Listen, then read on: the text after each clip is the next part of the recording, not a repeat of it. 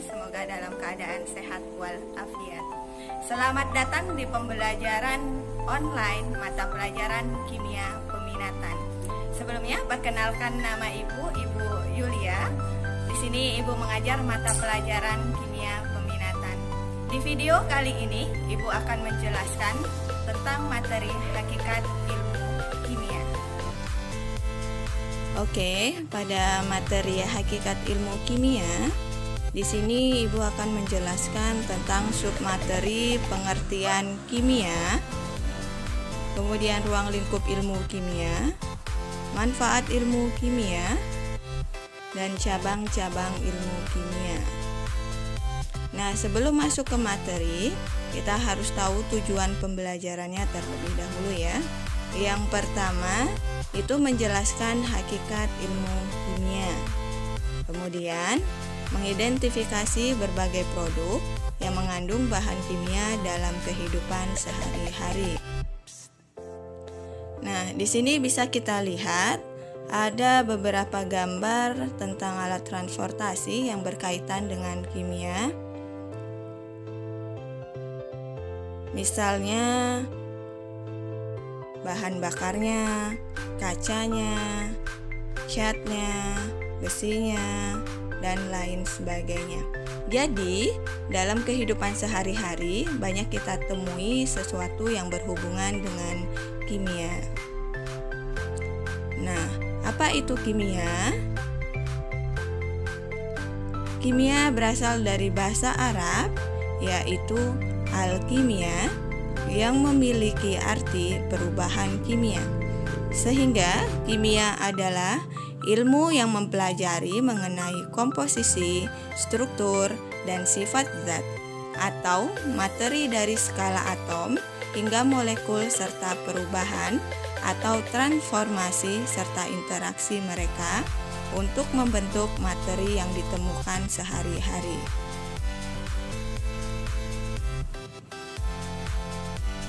Untuk materi itu sendiri adalah sesuatu yang memiliki massa dan menempati ruang atau volume. Untuk ruang lingkup ilmu kimia itu ada beberapa bagian, yaitu susunan materi, struktur materi, sifat materi, perubahan materi, dan energi yang menyertai perubahan materi. Baiklah, akan kita bahas satu-satu. Yang pertama, susunan materi. Susunan materi mencakup komponen-komponen pembentuk materi dan perbandingan tiap komponen tersebut.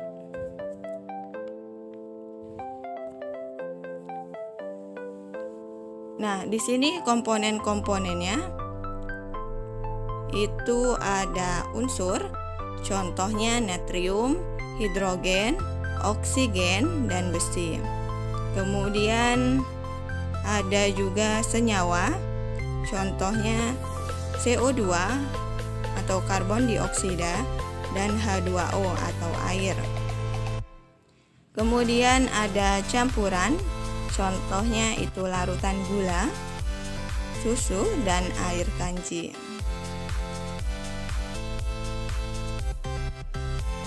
Kita lanjut ke struktur materi. Di sini mencakup struktur partikel-partikel penyusun suatu materi atau menggambarkan bagaimana atom-atom penyusun materi tersebut saling berikatan.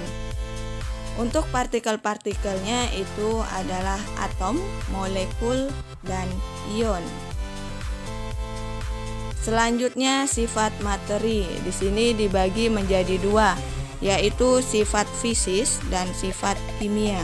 Sifat fisis itu meliputi wujud dan penampilannya, sedangkan sifat kimia itu merujuk pada suhu kamar atau tekanan atmosfer.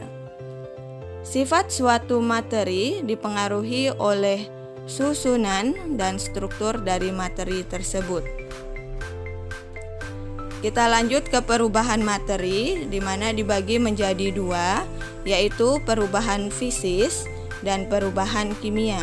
Perubahan fisis itu berarti wujudnya yang berubah, kalau perubahan kimia menghasilkan zat baru.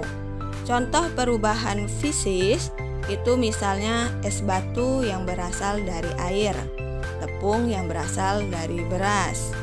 Perubahan kimia contohnya itu apel busuk, kemudian kertas yang dibakar menjadi abu.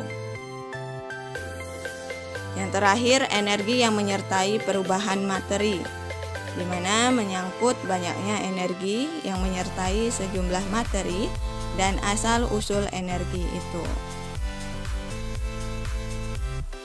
Baiklah, masuk ke manfaat mempelajari ilmu kimia.